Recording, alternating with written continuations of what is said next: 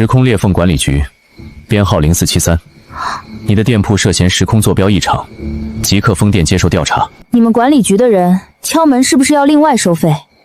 你把门踹坏了，这门铃我刚换的，800块钱。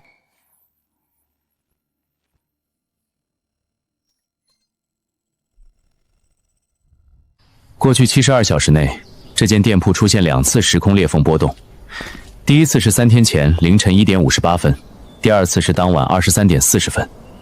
2次波动的余震仍在衰减周期内，我有权立即查封。你这个玩意儿是不是没撬准？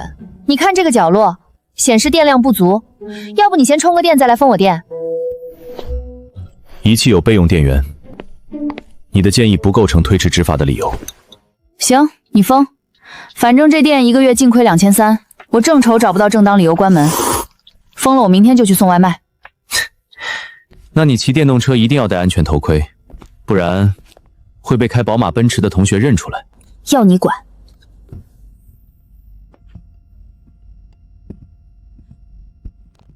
怎么，时空管理局的人不许吃大黑兔，还是你们未来没有奶糖？你想带2包回去？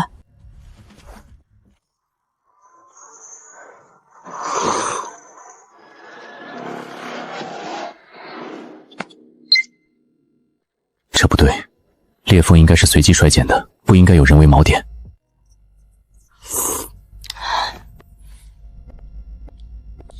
有什么不对？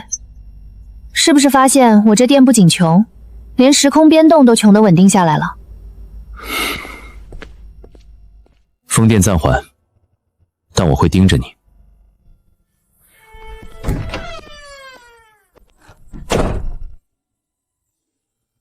面坨了，这笔账我记你头上。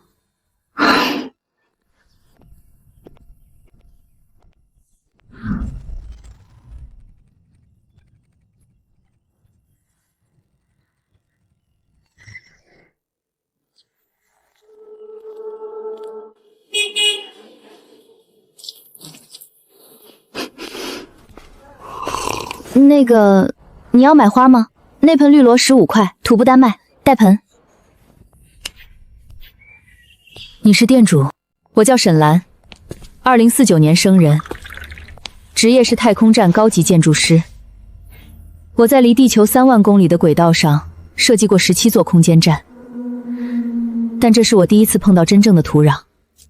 等等，你说你设计空间站，那你们不种植蔬菜吗？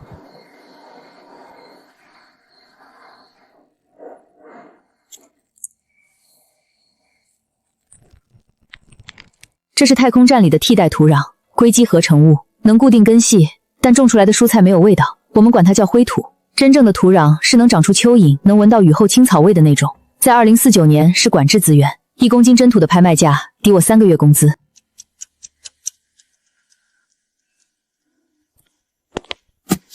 这个花盆里的土大概有3公斤，你要多少？你愿意卖给我，只要1小袋就好了。我可以付任何价钱。不客气，不用钱。这花盆里的土本来就是外婆留下来的，她种了几十年，土都是养熟了的。你知道吗？我设计的每一座空间站都会留一个空房间，那个房间没有设备，没有屏幕，只有1盏灯和一个空花盆。我总是在图纸上标注土壤到位后启用，但从来没有到位过。这个留给你，不是什么值钱的东西，但它是未来最诚实的东西。它从不假装自己能长出真正的生命。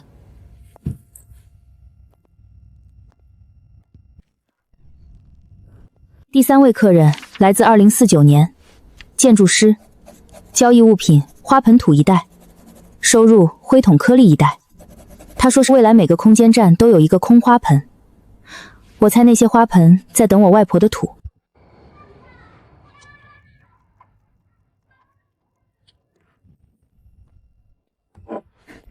爷爷，您站了快1小时了，要不要先坐下？姑娘，这包糖甜不甜？这个保质期还有2个月，应该还行。您要吃吗？我给您泡杯茶配着。这是我孙女儿，小时候她不好好吃饭，我就给她买大黑兔，她妈不让，说吃糖坏牙，我就偷偷塞在她书包里。后来她养成了一个习惯，每次想我的时候就吃一颗大黑兔。她现在多大了？我走的时候她8岁，如果按你们的年份算，她现在应该38了。我来自2059年，在未来有一种病叫细胞记忆衰竭，人还活着，但记忆会一个一个消失，先是忘记早饭吃什么，然后忘记回家的路，最后忘记自己是谁。我运气比较好，我把所有记忆都丢了，只记得一件事。丫丫，爷爷想你了，爷爷给你写了好多信，你收到了吗？你最爱吃的大黑兔奶糖，爷爷给你留了好多，你回来吃啊。爷爷怕是等不到你回来了。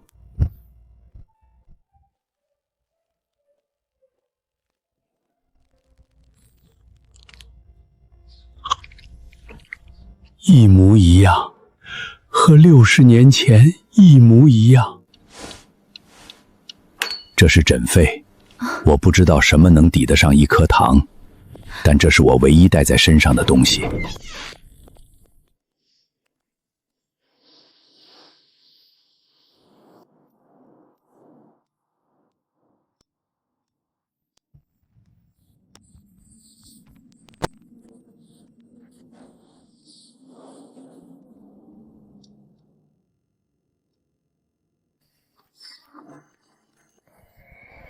哟，管理局的大忙人，这次带充电器了吗？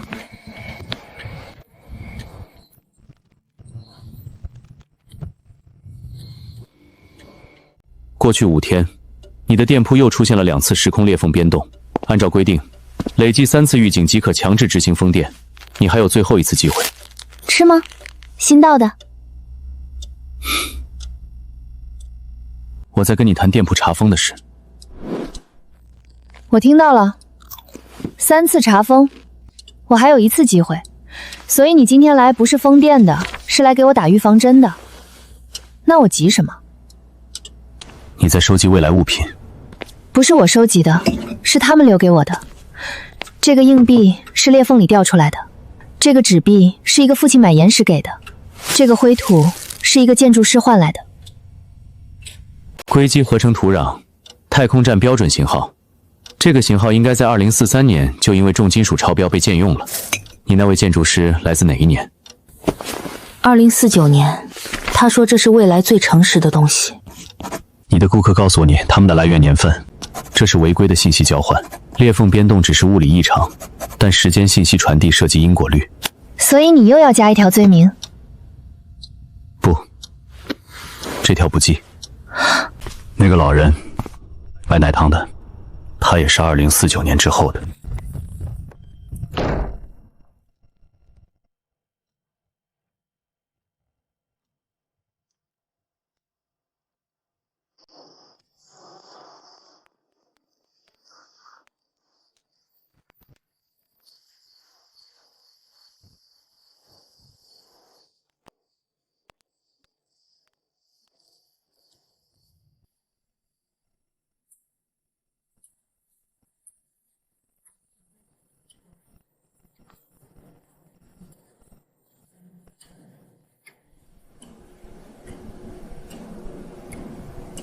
请问，你是在搜 WiFi 还是在我店里找信号塔？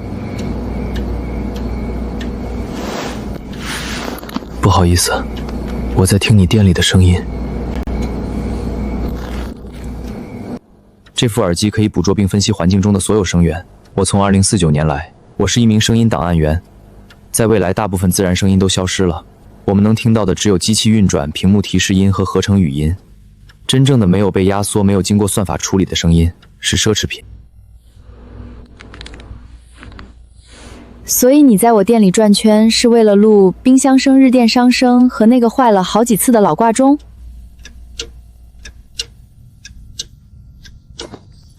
不只是录，是归档。在未来，我的工作是建立已消失声音数据库，你的店很特别，这里的每一种声音都不是机器制造出来的。冰箱压缩机是20年前的型号，有轻微的周期震荡，日电光还没有完全淘汰，它的振数器频率和现在的 LED 完全不同。最珍贵的是这个挂钟，擒龙轮的声音，每秒一次，这是机械时代最伟大的发明。1秒就是1秒，不多不少。但在2049年，我们早就没有了秒的概念，所有时间都是屏幕上的数字。你看着它跳，但你听不到它走。我外婆说，这个挂钟跟了她50年，她每天睡觉都要听着它走才能睡着。50年，1秒一次，1年3100万秒，50年就是15亿次。这个挂钟走了15亿步，每一步都一模一样。你知道15亿步能走多远吗？从地球走到月球，再走回来，再走回去，3次。这个瓶子里装的是3年前我的年份，一个男人从你店里带回去的盐，换的水用剩下的最后一点。他回去以后，用那箱盐过滤了整整2年的饮用水，每一滴水他都分装好，贴上标签，写上日期。他说这是店长送的水，最后剩下这么一瓶，他说舍不得喝。他现在还好吗？他上个月走了，肺病。几十年过滤水，自己能喝到的干净水有限。走之前，他让我把这瓶水带回来还给你。他说他这辈子欠了很多债，但这一笔不能不还。店长盐用完了，水过滤了2300升。女儿3岁到7岁，每天都有干净水喝。她不知道您的名字，但她管这杯水叫杂货店的甜水。这瓶是最后一点原水，不舍得喝，还给您，谢谢。一个不称职的父亲。他叫什么名字？他说不用告诉你名字。他说你店里每天来那么多人，你不需要记每个人，你只需要知道你帮过的人里有人一辈子都在想你。后记，他的妻子来还了一瓶水，他说女儿管这叫杂货店的甜水。我不知道他的名字，但我知道他是谁。他是一个用1箱盐换了女儿4年干净水的父亲。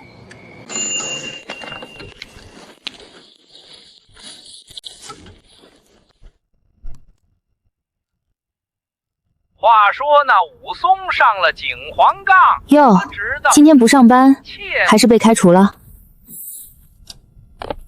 午餐时间，管理局规定，外签人员不得在目标地点进行非公务活动。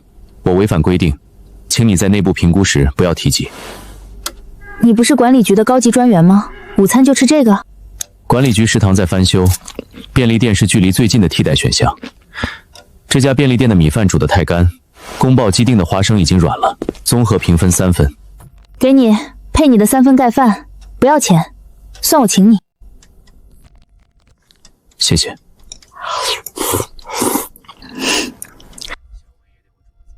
你为什么要来我店里吃午饭？便利店没有挂钟。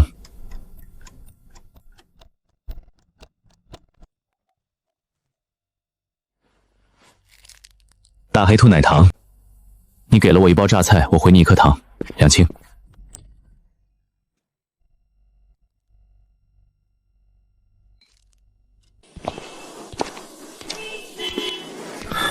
观察周期已过半，请提交阶段评估报告。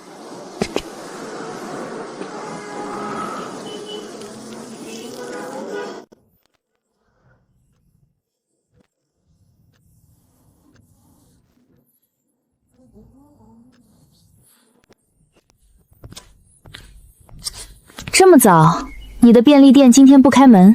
第4次裂缝波动。昨天凌晨，一个从2059年来的人进入你的店铺，累计次数已达上限。管理局已经签发了查封令，即刻执行。所以你要封店了？从数据上看，你的店铺是不安全的。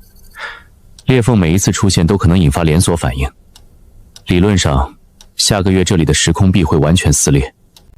那你觉得呢？除了数据之外，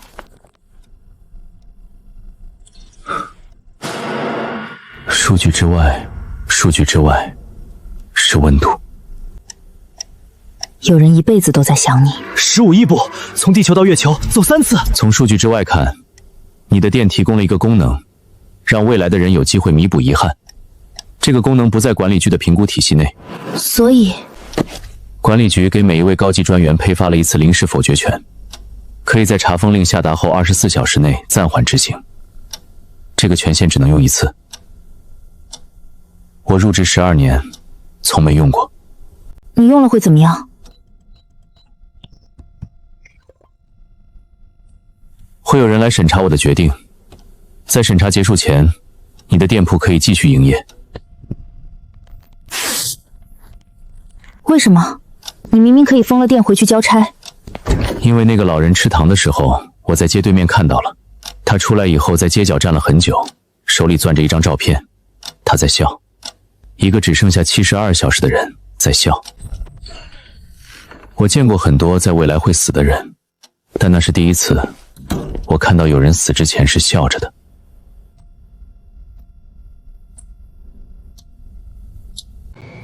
今天有人撕了一份文件，他说他看到那个老人笑了。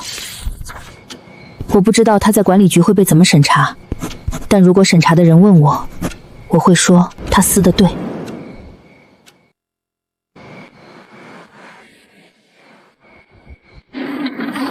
你是哪个时空跑来的？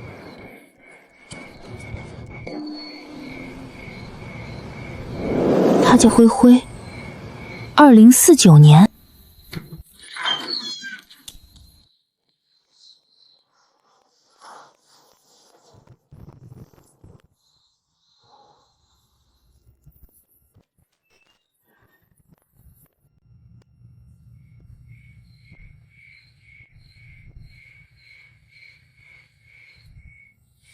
这是你主人的字，这是20年前的。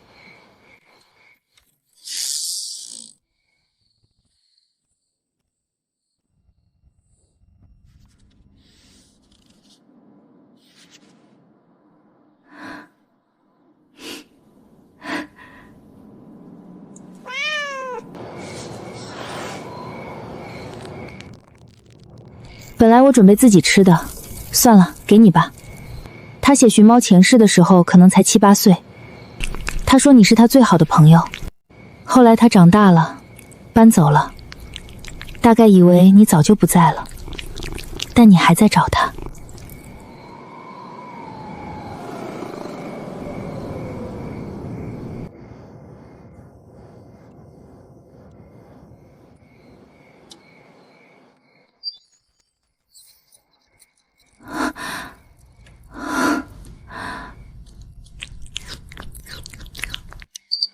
2049年，一位小顾客，8岁，最好的朋友是灰灰。他找了灰灰20年，灰灰找了他20年。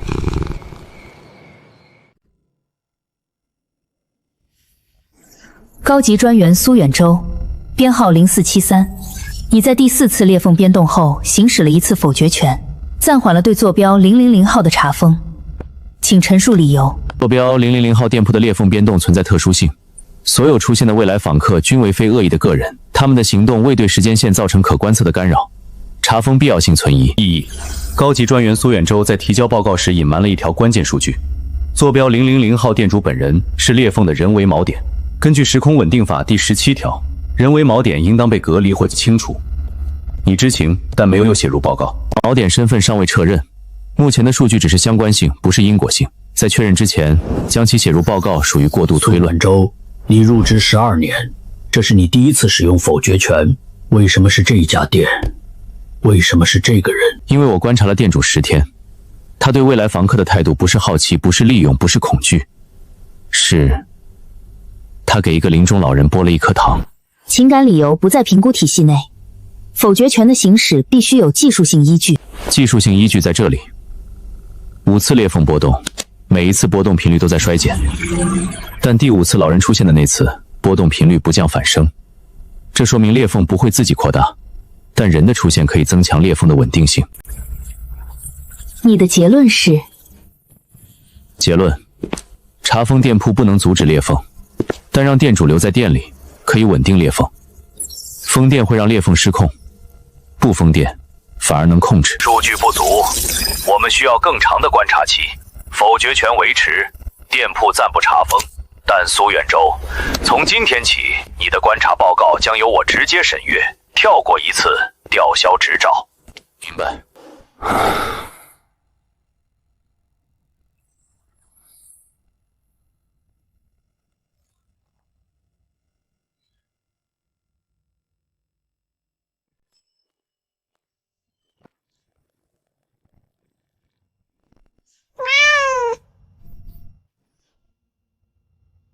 林老板，试试我新熬的汤底，牛骨熬了8小时，你帮我试试咸淡。比上次好，上次的汤底有点腥。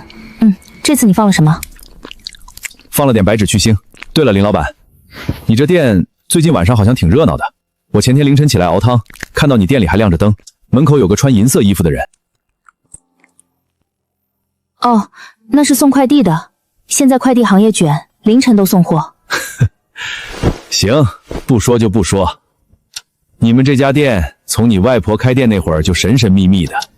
小时候我经常在你外婆店里玩，她总说：“杰仔，这个店卖的不是东西，是念想。”那会儿不懂，现在好像有点懂了。我外婆跟你说过这话？你外婆是第一个吃我做的面的人。我17岁学厨，第一碗面端关过来给她尝，她说咸了，但她全吃完了。后来我开了隔壁这家店，每天熬汤都会想起她。她从来没跟我说过这些。你外婆是个好人，好人开店，店也会有温度。我不管你店里晚上来的是什么人，穿银衣服的也好，穿黑制服的也好，反正你外婆选的接班人不会错。面凉了记得微波炉热一下，明天我再端一碗来。今天隔壁阿杰端了一碗面来，他说外婆是第一个吃他面的人。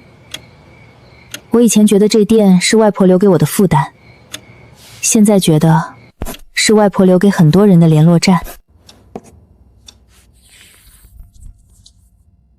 小婉，这个店给你的不是货，是来这里的人，帮他们就是帮我。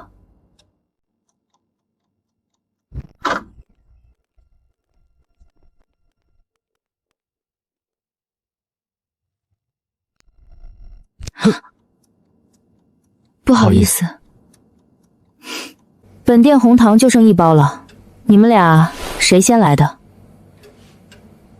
我从2049人来，我女儿明天要参加学校烹饪课，她要做红糖糍粑。我答应过她要带最好的红糖回去。我也来自2049年，我妈妈住院了，医生说她细胞记忆在消失，已经不认识我了，但她还记得红糖水的味道。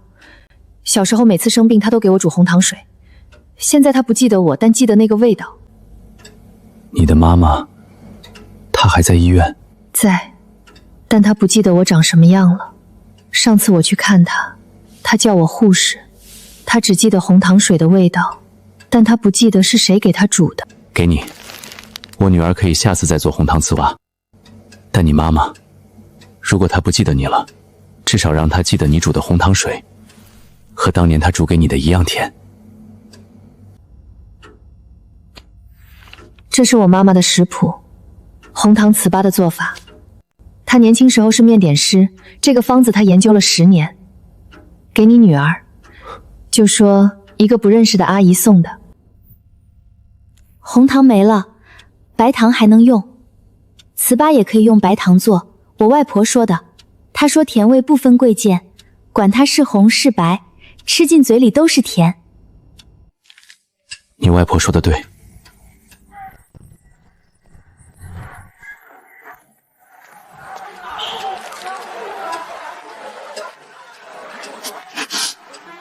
2049年，2位顾客，1包红糖，一个为了女儿，一个为了妈妈。红糖只有1包，但他们互相分了一半。原来未来不缺红糖，缺的是把糖让给更需要的人的那种理由。啊！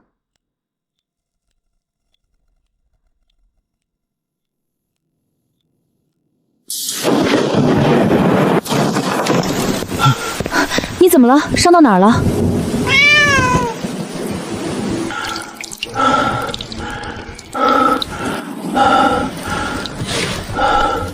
日期是3个月后，市中心。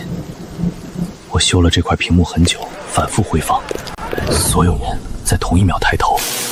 他们不是看到什么东西，他们是感觉到了什么。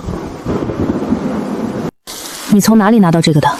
我是一名时间检修员，在2049年，我的工作是修复时间裂缝。1周前，我发现了这条数据，从你们这个时代的监控系统里溢出的。3个月后，今天，市中心会发生大规模的时间异常，没有人知道是什么异常，但所有人的反应都是抬头，仿佛天空在看着他们。你为什么要告诉我这个？因为在我们2049年的记录里，市中心事故中无一人伤亡，但有一个人失踪，失踪的人是这家店的店主。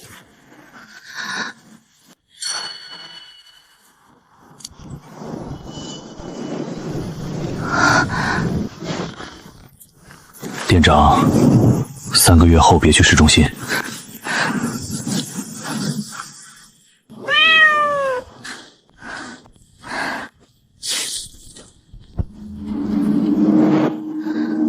今天来了一个从2049年回来的人，他说3个月后我会失踪。他给我一枚徽章，编号0473，和苏远洲的编号一样。我不知道这意味着什么，但我记得苏远洲第一次来丰店的时候，他看我的眼神好像已经认识我很久了。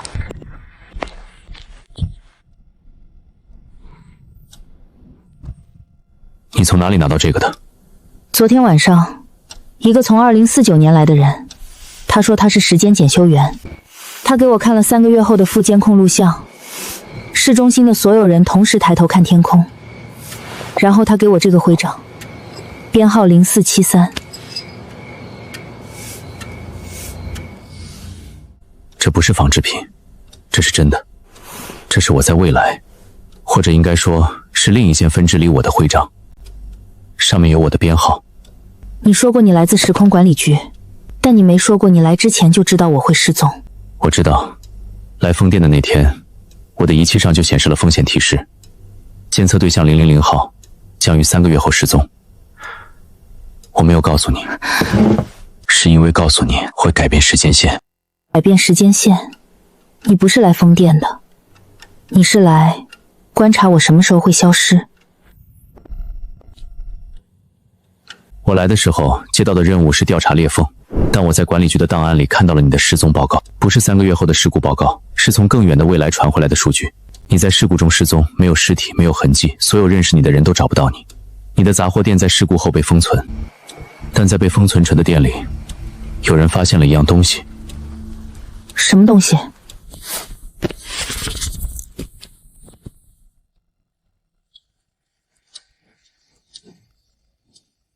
这是我从档案里抄下来的，我不知道是谁写的，笔记不是管理局的人。所以我收集这些东西，就是在给自己倒计时。你可以选择停止收集，也可以选择继续。但如果你继续，我会你收集满第7个之前，找到改变失踪的方法。为什么要帮我？你的任务是观察我。便利店没有挂钟。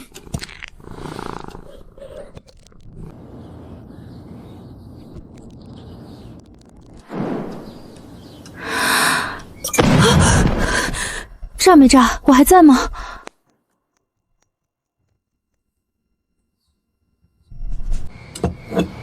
这不对啊！苏远洲说7个就满了，我都塞了7个了，怎么一点反应都没有？是不是他记错了？放了，什么都没发生。你放第7个了。你的档案是不是记错了？还是说罐子满了要等一段时间才生效，跟外卖预约送达一样？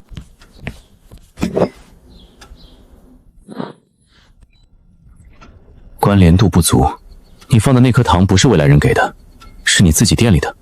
所以必须是未来人给的才算，我自己放的不算。你把最后一颗糖自己放进去了，你是想提前触发失踪，然后看看会发生什么？反正早晚要满，不如我自己来。等别人给我最后一个，我被动，我自己放，好歹是我选的。第7个锚点必须由未来人亲手交付，你无法自己触发失踪。但在真正第7个锚点到来之前，你还有时间。不是管理局的，不是时间线的答案，是你的答案。他说的我的答案是什么意思？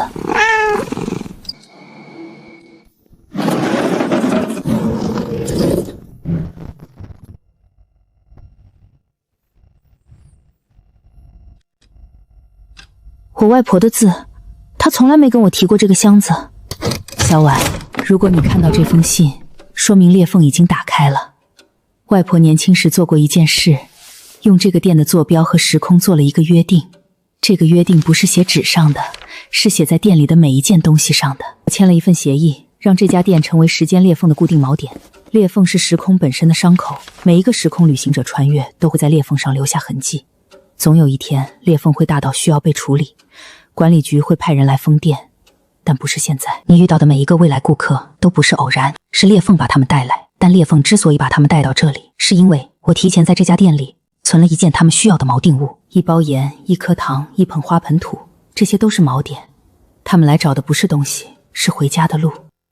你外婆做的不是生意，她是在管理一个时空交通枢纽。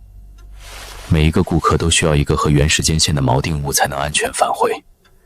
你给他们东西，不只是帮他们，是送他们回家。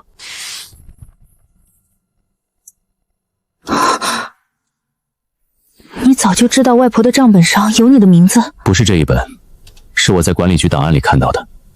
你外婆的时空协议在管理局是备案文件，上面写着，当裂缝成熟时，会有一个编号0473的观察员被派遣到这里，他的名字会出现在账本最后一页。这是你外婆留给我的入场券。所以我外婆在几十年前就安排好了，未来的顾客会来，时间管理局会派人来，你会在3月后来这里，然后……小婉，你来这家店的第一天，我就知道你是裂缝的答案，不是因为你有能力，而是因为你有……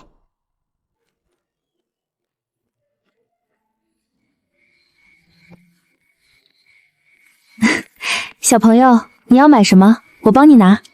阿姨，不对，是姐姐，我要那个。大黑兔。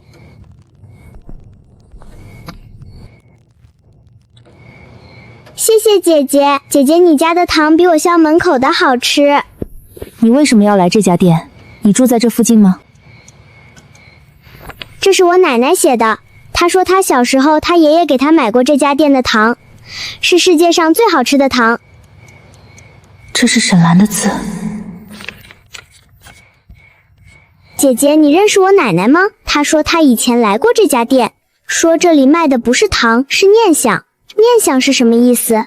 念想就是你以后不管走多远，都会记得这颗糖的味道。小女孩是未来的还是现在的？沈兰是顾客还是未来的顾客？一个没有后代的女人在纸条上自称奶奶，是不是意味着她在2049年收养了一个孩子，而这个孩子的孩子今天跑回30年前来买糖？她说过这家店未来很出名，我以为出名是因为裂缝，现在我觉得出名是因为有人把糖的味道传了4代人。高级专员苏远洲，坐标000号店铺的裂缝波动在上周达到了阈值，你的否决权已过期，管理局将直接介入。缝边洞在阈值附近，但尚未突破。我的观察报告显示，店主对裂缝有稳定作用，直接介入会破坏。你的观察报告我们已经审阅，其中提到店主本人是裂缝的人为锚点。根据时空稳定法第23条，人为锚点应当在裂缝成熟前清除。裂缝尚未成熟，锚点的稳定性仍在评估中，过早清除会导致各坐标崩塌，你们会失去所有裂缝的控制数据。苏远洲，你知道你为什么会被派去这个坐标吗？不是因为你是最优秀的高级专员，而是因为你……警报！现场波动突破阈值，非未来访客，裂缝正在逆向打开，过去的人正在被拖入未来。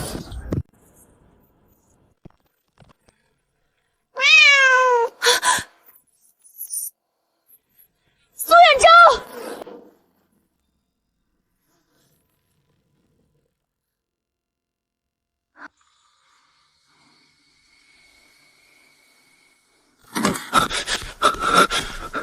裂缝开了，他做了什么？不是裂缝，是我外婆。她从20年前伸了一只手进来，她把手缩回去了，但她留下了这个。她写了：答案不在未来，在我来时的路上。回到裂缝的起点。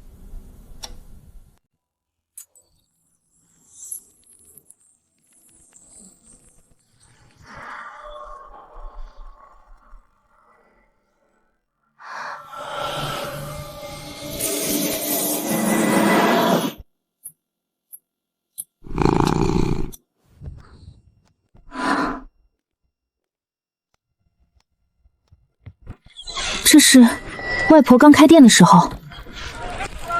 你是你是不是走错地方了？这条街刚开的店不多。我是路过的，看到这家店新开，进来看看。新店开张，你是第一个客人，以后常来。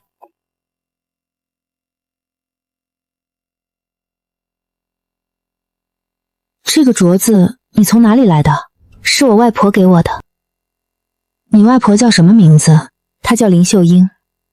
她开了一家店，当了30年的店长。她店里的第一位客人不是我，是一个从很远的地方来的人。那个人会带来1枚硬币。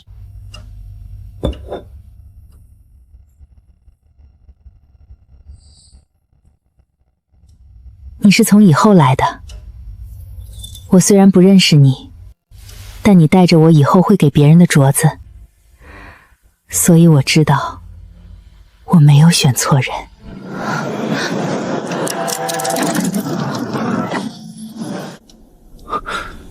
你突然倒在地上，脉搏正常，呼吸正常，但意识消失了整整10分钟。你去哪儿了？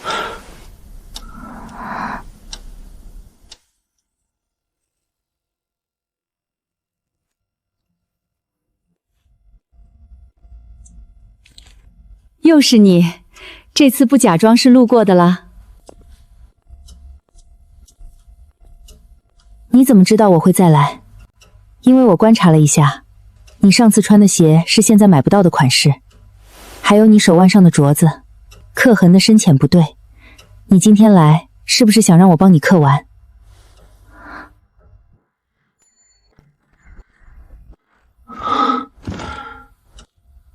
你找什么？这家店是时空坐标，我在裂缝里迷路了3天，仪器上只有这个坐标是亮的。我能不能在这里停一会儿？就一会儿，我找到路就走。坐下，我给你倒杯水。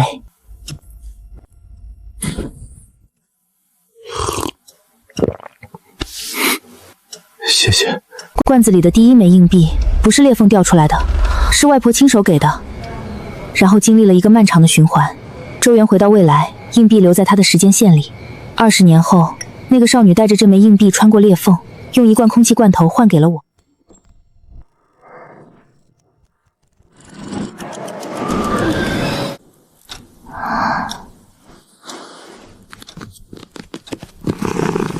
这次15分钟，你去哪儿了？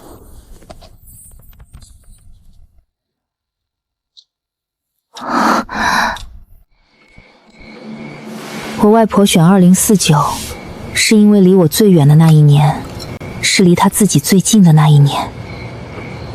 她接触裂缝的第1天，就把我写进了故事的开始。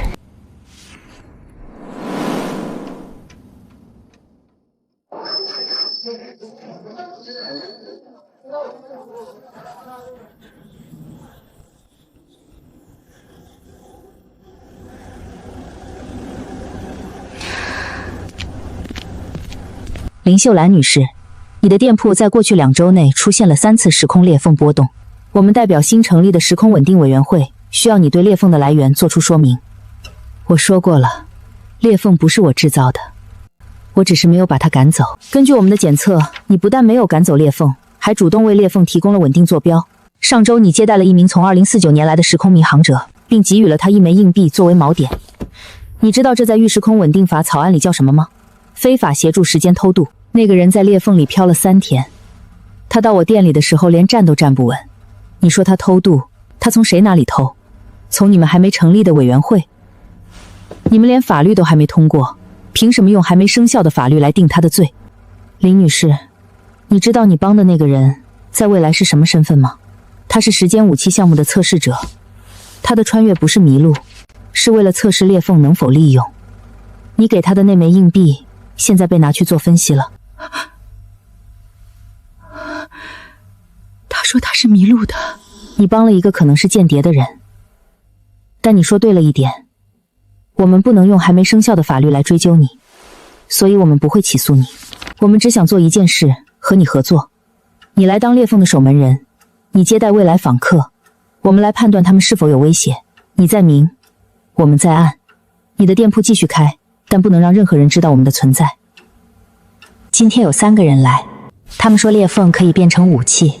我选择合作，不是因为相信他们，是因为如果我不合作，裂缝会被他们封掉。封掉以后，那些真正迷路的人就找不到回家的路了。我有条件：第一，你们不能骚扰我的顾客；第二，你们不能干预我给他们什么东西；第三，如果有一天时空裂缝要关的决定必须由我来做。林女士，你店里那个旧挂钟，它走得真准。我听过很多挂钟，没听过这么准的。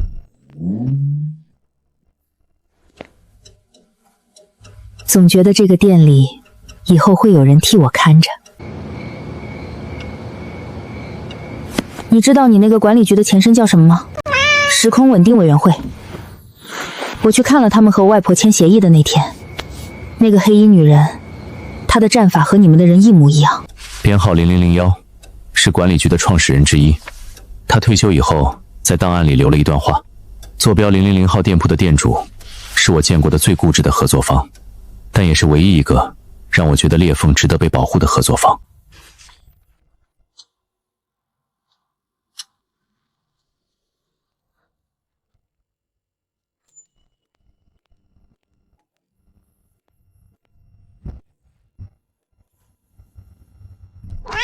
林老板，汤底翻车了。我问你件事，你外婆她以前是不是认识一些很奇怪的人？我昨天收拾店里，翻到我小时候录像带。为什么问？那天我生日，我跑到你外婆店里吃面，那会儿你外婆还在。我吃着吃着，店里进来一个人，穿银色衣服，身上还挂着电线。我当时以为是拍电影的，但这2天我翻出来看。你看清了什么？我反复看了很多遍，那个人不是演员。他跟你外婆说的话我听不太清，但有一个词很清楚，2049。他说他来自2049年，你外婆没反应，好像早就知道。你外婆给他拿了什么东西，然后他就走了。走的时候在门口停了一下，就一下，然后整个人消失了，不是走出去，是消失。录像帖上那一段被抹掉了。你看了多少遍？10几遍吧。一开始我觉得我记错了，后来我觉得录像带坏了，后来我觉得你外婆是不是藏了一个秘密？如果他真的藏了一个秘密，你会怎么想？我会想，怪不得他当年吃我那碗味精放多的面一点都不惊讶，他早就见过更奇怪的事了。林老板，我不问你外婆的秘密是什么，只是如果有一天你需要帮手，隔壁就有个厨子，不过除了会熬汤，其他什么都不会。隔壁阿杰发现了录像带，他没有追问我，他说他帮不上什么，只能帮我熬火候。其实他已经在帮了。从外婆那时候起，这条街上的每个人都是裂缝的一部分，只是他们不知道。您好，我是新来的观察员实习生，编号0473。我的导师让我来报个到。你多大？17岁，但我的考核成绩是历年实习生里的最高峰。导师说我可以在3个月后正式上岗。吃一颗，吃完再跟我说话。我不吃糖，糖会影响认知反应的灵敏度。我在培训手册上读到的。培训手册上有没有写店长的话不能不听？以后你每次来这家店都要吃1颗糖，这是规矩。管理局的规矩我不管，我店里的规矩你得守。你的店长会当多久？当到有一天有一个跟我戴一样镯子的人来接班。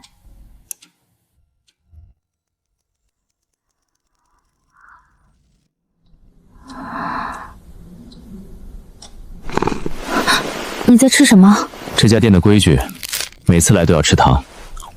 你外婆定的，我守了5年。你怎么不早告诉我你认识外婆？因为她让我答应的。她走之前跟我说，你以后会遇到一个戴银镯子的人。你认识我这件事，不要主动告诉他，等他来问你。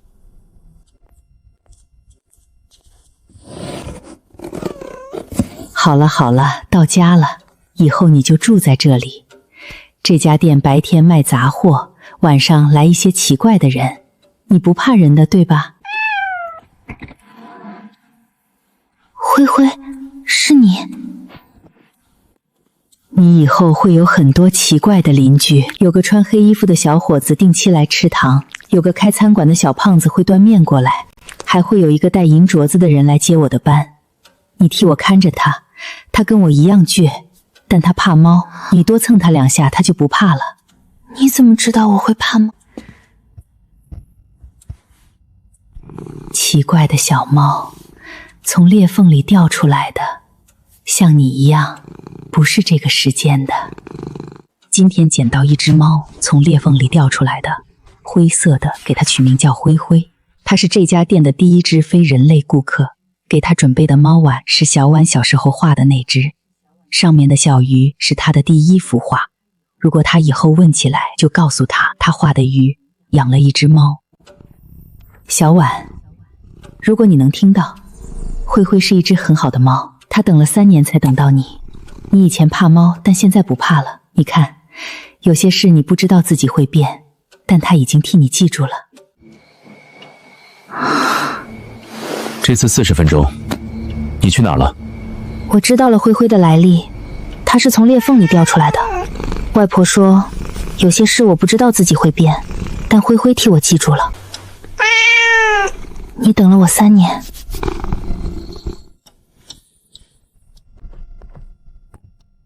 你还想继续回溯吗？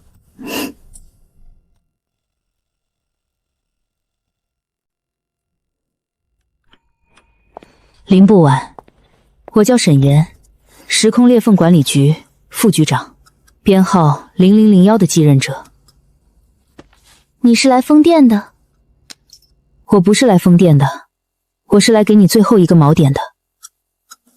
你的玻璃罐里有6件物品，还缺最后1件，才能触发回溯的终点。为什么是你来给？因为你外婆的时空协议里写了一条，最后一个锚点必须由管理局的负责人亲自交付。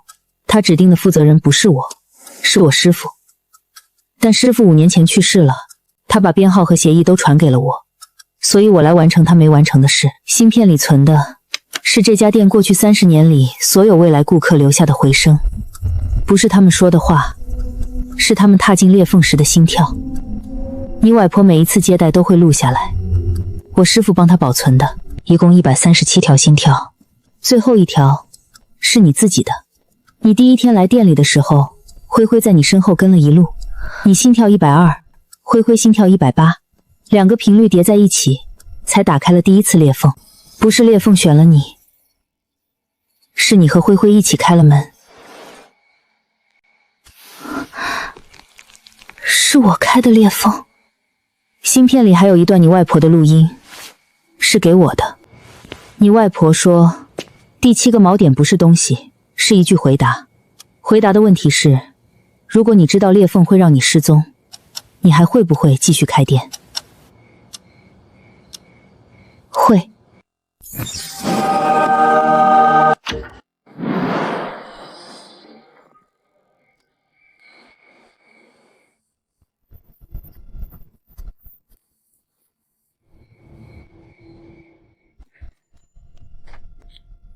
我上次跟你说，便利店没有挂钟，其实便利店有挂钟，电子屏的，比你的准。我说没有，是因为想找一个来你店里的理由。现在不用找理由了。第7个锚点激活以后，管理局的警报系统自动触发了。沈燕发了一份加密文件给我，你外婆的完整时空协议，上面有一条我之前没权限看的内容。最终条款，坐标000号店主将进入最终回溯，回溯的目的地不是过去，是裂缝的起点。在那里，他需要做出最后一次选择。如果他选择关闭裂缝，所有未来顾客的记忆将被抹去，但时间线恢复正常，他不会失踪。如果他选择保留裂缝，他将成为裂缝本身，融入所有时间线，以失踪的形式继续帮助每一位迷路的客人。所以我有2个选择，要么关店，所有人回到正轨，我不失踪；要么不关店，我变成裂缝，所有人继续来买东西，但我从这个时间线上消失。管理局的建议是选第一个。沈燕说，你外婆在协议的附录里留了一段话，专门给管理局的建议背书的。给管理局的建议他关店，他的人生不应该被一家店绑住，他应该有正常的工作，正常的恋爱，正常的周末，不用凌晨被裂缝吵醒，不用面对从未来哭着来的陌生人，不用在20多岁的时候就开始替30年后的人操心。我说完了，然后他肯定不会听我的。外婆写建议关店，但她在最后画了一条鱼，这条鱼她画了一辈子。我小时候画给她，她印在灰灰的猫碗上，现在又画在协议最后一页。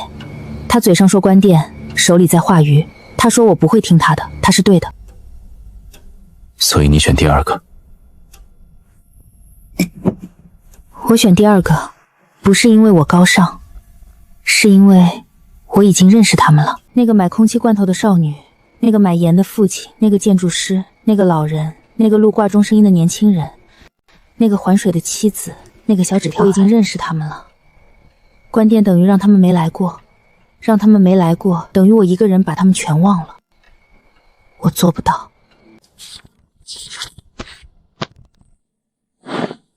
回溯什么时候开始？他说现在。那你去吧，我在这里等。如果我不回来呢？那我就每天来吃1颗糖，吃到你回来为止。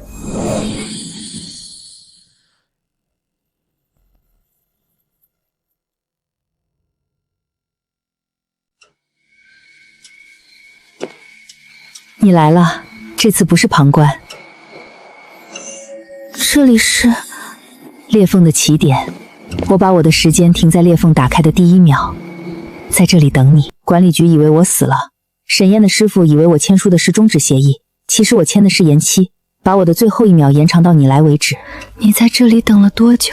对你来说是30年，对我来是1秒。裂缝里没有时间，我的挂钟不走了。你看，我把所有客人的名字提前写在上面，不是预言，是邀请。裂缝是一个通道，你必须在通道的另一头提前准备好邀请函，未来的人才能找到方向。每一个你见到的客人都是我在30年前就邀请好的。后面这些名字是以后的客人。对，你有2个选择，一个是关掉裂缝，这本后面的名字全部消失，他们不再迷路，因为他们从来就没来过。另一个是你接替我，成为裂缝本身，账本上的客人会继续来，但你会从这个时间线上消失，不是死，是成为裂缝。你的存在会分散在所有时间线上，每一个客人的回家路上都有你，但你自己没有家了。你选了第2个。我没有完全选，我选的是延期。我把裂缝停在第1秒，等你来选真正的结局。裂缝是我开的，但不该由我来关。我邀请的客人里，有些人你见过，有些人还在路上。你有没有想过，如果你关了裂缝，那个把红糖让给别人的人，他就不会来。那个建筑师，他永远没有花盆土。那个老人，他一生都找不到答应孙女的糖。如果我不关，那个小女孩呢？她是沈兰收养的孙女吗？她会来店里买糖吗？小婉，别担心，不管选哪个，你已经比我想象的勇敢了。你看，她比你更早知道你的选择。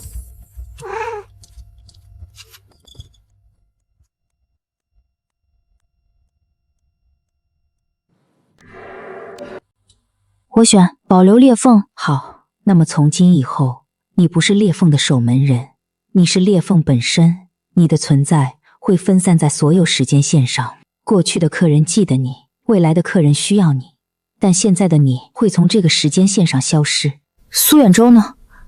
他也不记得。我不会忘，因为我不是未来人，我是从你的时间线上走进裂缝的。你消失的那一天，就是我从未来回来的那一天。我的记忆不在时间线的规则里。他记得，那我选给小婉。如果有一天你在裂缝里迷路了，记住，来时的路也是回家的路。你帮过的每一个人都是路标，跟着他们走。店长，你这家店在未来很出名。店长，你帮的不是我，是我女儿，和60年前一模一样。你知道吗？我设计的每一座空间站都会留一个空房间。从地球走到月球，再走回来，再走回去，3次。你帮过的人里，有人一辈子都在想你。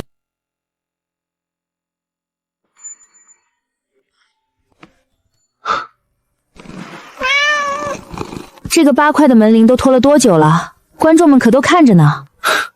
不是800块吗？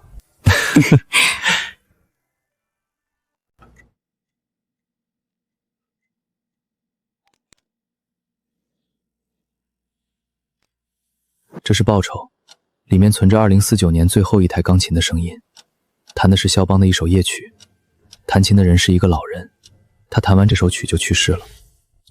这是那台走钢琴录下的最后一个音符。